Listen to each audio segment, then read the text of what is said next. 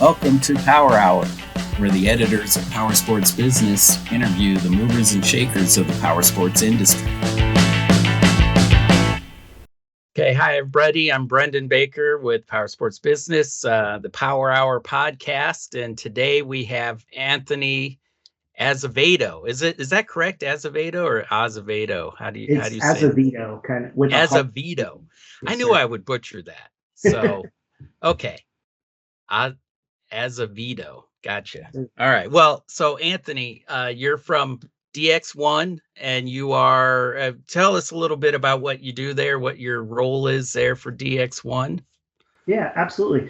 I'm with DX1, the dealer management system, and I run our customer support team. So I'm the customer support manager for DX1. And I run the department in which we take all of the inbound questions, help, training. You take all that sales flack. You take all the flack. Everybody calls in, good or bad. I'm sure you have a lot of good ones too, but there's Absolutely. Always some guy like in the middle of something probably. And I'm guilty of this, like, oh God, I'm stuck. I need, and you're kind of frustrated probably. So you get some of those, frustrated, or somebody who's just having a rough day maybe.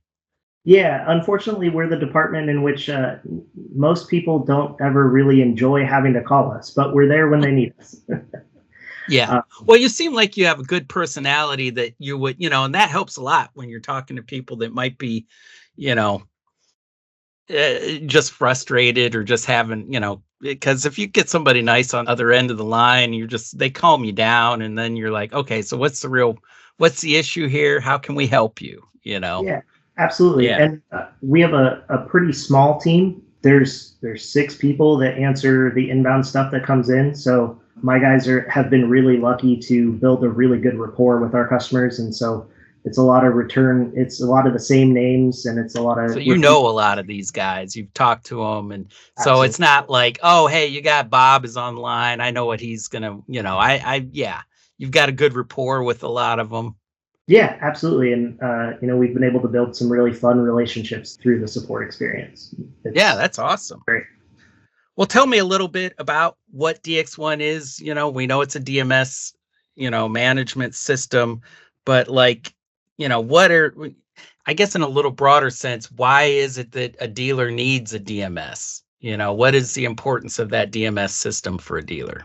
Absolutely. So the way I like to describe DX1 and the way that our system in general is we're an all-in-one platform, and we can handle everything from front-end marketing websites to back-end accounting for a dealership in one easy cloud-based login for our dealers to be able to manage their entire business. And by minimizing those logins, we create efficiencies for our dealers. And, we're more than just the system in which they sell a customer parts or write up service. We're a full platform for them to be able to run their entire business on. You're like an OS for a dealer in a way, an operating, Yes, sir. And, yeah. I think because dealers now have so much more of a front-facing website and things, we were talking earlier about e-commerce, the development of, the evolving nature of e-commerce and things, that having that all-in-one platform probably is a huge benefit. Absolutely. Yeah. We create the efficiency that we bring to the table as dealers are receiving in their inventory. It pushes right to the website. They can push to other third-party companies if they need to as well. Along with the e-commerce side of things, we can show what's actively in the dealership available to be sold. And on that side of things, with the parts and accessories, their customers can even purchase it directly from their website. And that comes right into the system, and they can pull that right into a parts invoice and ship it out to their customers as soon as they're ready for it. So cool. that one platform kind of makes everything a lot easier. Yeah. So your background is, you've come from a dealer background. You were you worked on the parts floor, the parts counter, and different things. How has that helped you with what you do now? I think the biggest thing that helped with is creating an understanding of our customers. And I've been able to give the support reps that I have that I work with a pretty good understanding of the people who are contacting us when they need help. The industry creates and brings on kind of a different breed of people. We're passionate, we're enthusiasts, and we're Right. in the industry because we want to be. And for people who have not always worked within the industry, it can take a little bit to wrap your head around that. So I'd say that's honestly probably the biggest thing that's helped me with, is being able to help my guys understand the people that they're talking to when they call us or when they contact us, because Yeah. things can be a little difficult to understand sometimes. Yeah. No, you're right. I mean, because I would say 90% of the people in this industry are enthusiasts, maybe more. That could be a higher number. I'd like to see the actual number on that, but it's you're not in this industry. Some are by, just because they want the job or whatever, but a lot of people do it because they think motorcycles and power sports things are cool. So, and they have one themselves, and it's like they want to be part of it. Yeah, it's in our blood, and if we're lucky enough, we've been able to turn it into a job, so it Yeah, works out. exactly. So, tell me a little bit about some of your new features. I know you have some, like a request button, like a feature request button or something on your website or within your DMS, right? So it's right within their portal that they can, right when they're maybe doing something, they can be like, "Hey, this is a good idea," and shoot off an idea or you know, Yeah, so absolutely. So we have what we like to call our submit an idea feature or function. And from right within the platform, it's essentially a button that you can hit or our customers can hit, where they can pass along any sort of feedback or idea that they have for the system as they're working through their daily workflows. It's a place in where we've allowed the dealers to have a voice on things that they would like to see done, features they'd like to see added, just bring new ideas in general to the table that they may come up with. And through that submit an idea feature, we actually have had a couple of key features that we've released as kind of a direct result, or tying right in line with some of those ideas that have been submitted. We're actually getting ready to push out our release for serialized parts, or okay. kind of serialized items, which was a direct response to some of the requests that we had gotten through that submit an idea feature. And essentially what that is that's a feature that's going to allow dealers in kind of the changing market, where some of the big name suppliers are selling e-bikes and that sort of thing that have a serial number on them, but they're not exactly Oh, right. the Okay. actual unit itself. So we're releasing that, which is going to help with that significantly.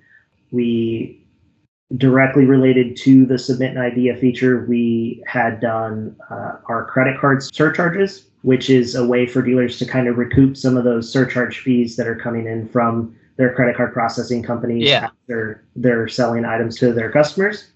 And then another big feature that we've released recently is our parts kits, which basically is a way for a dealer to build a kit of commonly sold items and sell them as one part number when they need. Yeah, I think that's a great idea too, because those kits, it's just like the meal combo. Yep. And Yeah, a lot of exactly. times that you just need everything in that kit. So, And it um, helps in the situation of, where there may be some turnover and people aren't as familiar with what they're selling. You can build an oil change kit and make sure that you're not forgetting the crush washer for the drain plug and all right. of those little things, and just sell it as one part number right there. Yeah. So, yeah, I mean, with now, obviously, with this feature, there's probably some wacky ideas or ideas that just don't fit at all. But you're like, at least you have a way to listen to them, but you can't implement everything that people are requesting. But you try to at least listen to them and hear out, what their idea is, and if it's a good one and it matches what you do, you'll take it on, right? Absolutely. So what we do is we look at all of the requests that come in. Every single request that come in is looked at and it is reviewed. And within the system, dealers actually have a way to see the items that they have submitted as ideas, and all of those ideas that they've submitted get responded to with a status, and the status tells them essentially whether or not it's been reviewed, whether it's something we plan on doing, whether it's something we've already done, or if it's something that we don't necessarily at this time see us getting to. Dealers have visibility on that. And what we do is we gather all of the ideas that have been submitted and we look at it, kind of at a 100,000-foot view, because we may have 5 requests that are all for the same area, or ideas that have been submitted that are all for the same area trying to accomplish a similar goal, but worded in their own ways. And we kind of take a look at it holistically and see where we can make the largest impact as it ties in with our current roadmap and things that we're already planning on looking at and that sort of thing. So when you make these adjustments, does it affect the whole overall, or is that just that individual, or are you customizing it for just one individual person like that? That is the part that makes our job a little difficult, is when we release these features or we come up with changes or that sort of thing, it does affect the entire system. So we have to be very careful as we're reviewing these ideas that have been submitted and we see validity in them. We have to make sure that it'll fit our entire user base, and we have to implement the ideas that we decide to move forward with in a way that will work with all of our users' daily workflows, not just a specific user that's looking for something. Yeah. Well, yeah, I mean, and I imagine there's maybe, and not everyone's going to use every feature, right? I mean, I'm one of the, it's like you may have a software or whatever that's got all these buttons and stuff, but you're only using one little part of it. Now, granted, I think that the better you get, the more you learn to use all the tools, Yeah, and a lot of the things that we've released are kind of take it or leave it features, for lack of a better term. We try really hard not to force our users' hands into using something that we've released, but when you look at the system as a whole, if a dealer is embracing all of the items that we offer in the platform itself, it creates a much more friendly overall experience and creates those efficiencies that we're looking to help dealers with. Yeah. And since it is kind of this all in one, everything has to feed into something else, as far as like what comes in gets kind of data mined in a certain sense that, it can help out other areas of the business reporting and things that, so it has to be intuitive enough, I guess. I always look at like, Mac, Apple always has such an intuitive interface, and just the way they do things, you don't even really have to understand it sometimes. And you're like, oh yeah, I hit that button, that makes sense, and I can just use it. Absolutely, and that's certainly the goal in any kind of software as you're building it, is you want to make the system work in a way that it's easily understood and it's easy to use. And I think that with our parts kits and things like the credit card surcharge and other things that we've released, we've nailed those as of late. We've been really lucky, and we're seeing that in the adoption rates that we're seeing. They're being heavily used. Okay. Now, one of the questions that we had earlier when we were talking was, do dealers' wants and needs change during high, profitability times, or, good times versus bad times? The pandemic, I think, added some strange twists and turns. Have you seen anything lately that is maybe adding a trend that you've noticed?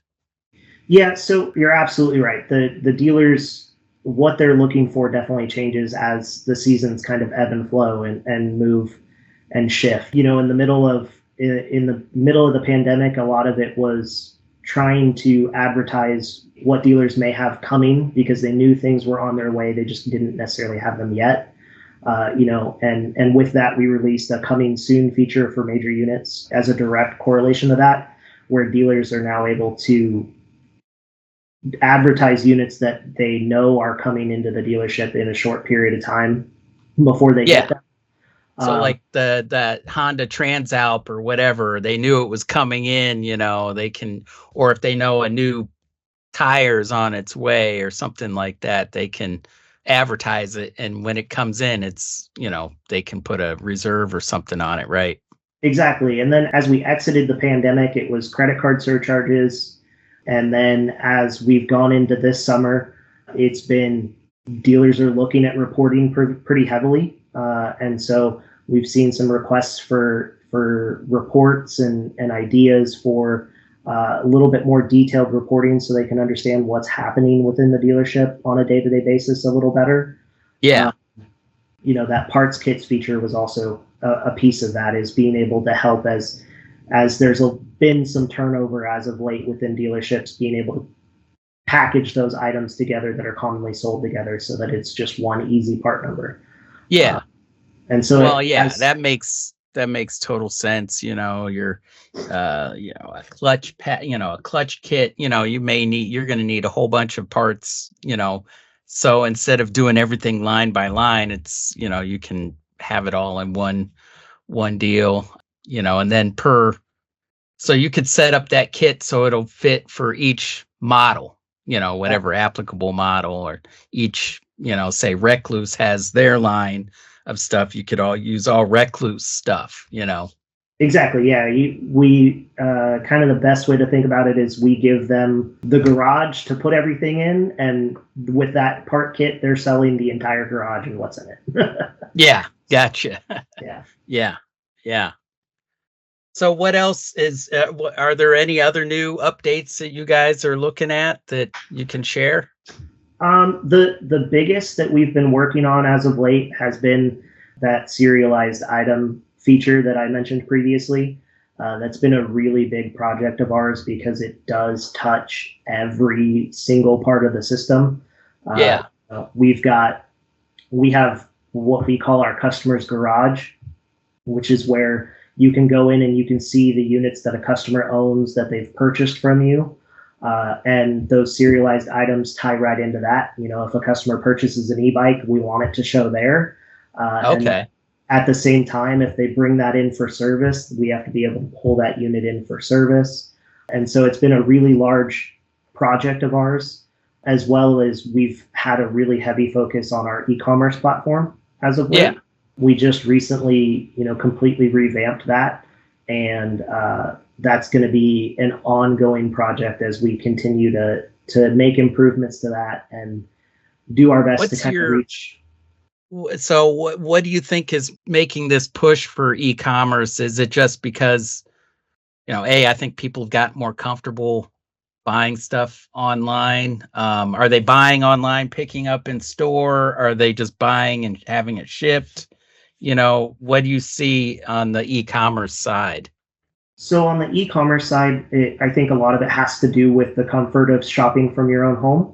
That's been the push, and dealers are trying to compete with some of the larger online retailers and make sure that they're not losing their market share to those online retailers themselves. We do have a decent percentage of dealers that have a high in-store pickup rate, which as a dealer, if I can get somebody to purchase online, but then also come to the store to pick up those parts, that's a win-win for me, right? That's a double win, yeah. they're still coming into the store and you get that opportunity to continue that sales experience for them. But you're not directly, you don't have a parts and accessories person directly doing, handling that sale, the initial sale itself. Do you see dealers offering like special discounts for e-commerce versus in-store? I know this, like, for instance, I've purchased parts before where it's like I could buy it online, and pick it up, but I got like a 10% discount or 20% discount to do it online there and do it that way. And I'm like, well, it makes sense and I'll just pick it up. We do see that. We are seeing that a little bit. I think generally that's more the market of online commerce and sales that has grown over the last 10 years or so. People are used to being able to shop online and getting a deal and getting better deal than they could have if they'd gone in the Yeah. store. Well, at least maybe initially I can understand, hey, if you're a first time, you get them in the system. So I think the good part about it, maybe with the e-commerce and these dealers are getting that first party data, they've got that data where they can then send out other deals and discounts to that same crowd. Like, oh, you've bought this in the past, we can. So how your system can help kind of identify some of those trends. Absolutely. So once a customer has purchased an item, through the e-commerce platform, they get added directly into our dealers' subscriber groups. So a dealer can send out a newsletter and target people that have purchased from them in the past or within the past 30 to 60 to 90 days, and try and get them to either re-engage on their website or come to an event at the dealership and be further that relationship, and kind of continue that sales process. So we can work right in line with that, as well as we allow the dealers to be able to look at their sales in a way that allows them to pull that data. So it allows them to do that outreach post sale. Yeah. Oh yeah, that's true. I mean, I think there's so much that you guys can do. Now, do you see are there more dealers selling hard parts through e-commerce or soft goods? What is there, or is it kind of a mix? It's kind of a mixed bag. We do have a full-on fiche feature, and where customers can go in and look up their hard parts and that sort of thing, as well as the aftermarket accessories. And it's kind of a mixed bag. I don't know necessarily that I've seen any real trend one way or the other yet at this point. Gotcha. Yeah. So if a customer, say, gets in a new line of, we just picked up a new product line and we want to add it in, what do they have to? Is there? I mean, I did a little bit of e-commerce stuff back, a few years ago, and it was like through WooCommerce, and I found it very bulky and hard to work with, but like, I'm sure your system's a lot more integrated, but you still have to get the information in, right? So how would they import it as like an Excel file, or as what do they call that? More of a data.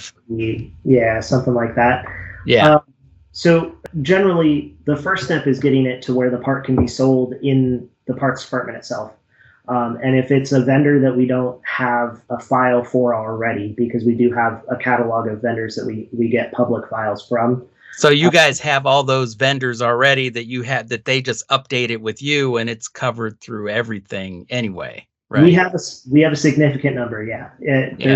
There's a significant number where we get either,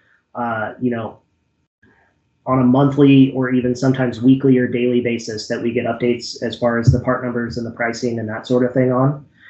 But if it happens to be a vendor that's a little more one-off, our dealers do have the ability to import those part numbers right into the system without manually hand keying all of the part numbers and all of that. So they can import them, and then they can receive their inventory and work with it from there. Absolutely.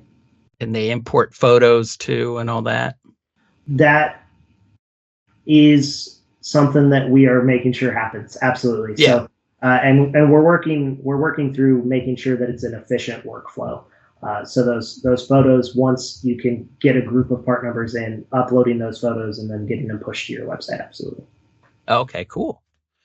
Yeah, it sounds exciting. So, sounds like there's a lot of movement, a lot of stuff happening on the DMS side of the world, and which is good to hear. And I think that, being that it is such an important feature for dealers, not just for selling, but to understand what they're selling, and how they're doing, so, do you see a lot more dealer principals are really getting involved in the back end processes and understanding the numbers and things than in the past?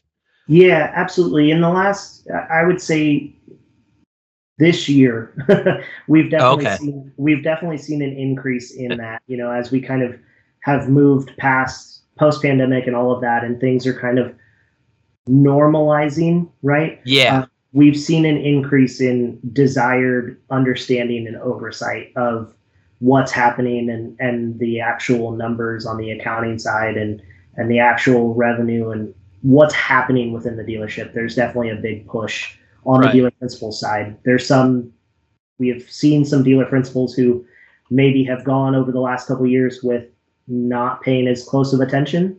And they're like, it's good. We're in good shape. The numbers they see the bottom line and they're like, oh, we're good. But, when you really want to drill into what really is good, you need to have this kind of system. Exactly. And the level of detail that we offer between our accounting integration and then our reporting itself, there's a lot that we bring to the table as far as being able to put the numbers in front of you and in front of a dealer. And they're certainly working this year to understand those a little deeper. Yeah. Understandably. I gotcha. Yeah. Well, thank you so much, Tony. Is there anything, Anthony? Is it Tony or is it Anthony? I'm saying either one. I actually, growing up, I went by Tony, and as I've gotten older, it's gone back to Anthony. So okay. Yeah. No, overall, I just want to say, thank you for your time. I really appreciate you having us on, and being able to talk about our submit an idea feature and the way that we listen to the feedback and we're able to adapt to the feedback that comes in has been really cool. And I think that it's important for dealers to know that we do listen when those ideas are submitted. It's that feedback loop. You got to have the feedback loop. It's it's the way you've got all these people using your system and testing it out there or using, in their daily workloads. So yeah, I mean, they're important feedback for you guys to listen to. So, and I'm sure that when there's some good ideas come through, you guys jump on it. Absolutely. And that's one of the benefits of the fact that we are cloud-based and we do work really quickly and we can respond quickly is when there's a good idea that maybe we haven't thought about yet, we jump right on it and we'll admit that we hadn't even thought about it, but it's too good to pass up, Right. Yeah. And you can implement it, because you're cloud-based, it's like, it's seamless how it kind of comes in, it can be added in heartbeats. So now, how is this submit an idea button? Is it pretty clear for them to see in your system, or is it somewhere, Yeah, it's not hidden. We put it right out there for them. Gotcha. Right from what we affectionately call our dashboard. On the very far right-hand side, there's that button that says submit an idea, and they can click on it, and it opens up a little form for dealers to fill out, and they can give us any feedback they have. Awesome. Well, awesome. Thank you so much. And thank you for joining us today. Really appreciate it. Yeah, I appreciate you having us. All right. If you like this podcast, please like, share, and subscribe. We also invite you to connect with us on powersportsbusiness.com.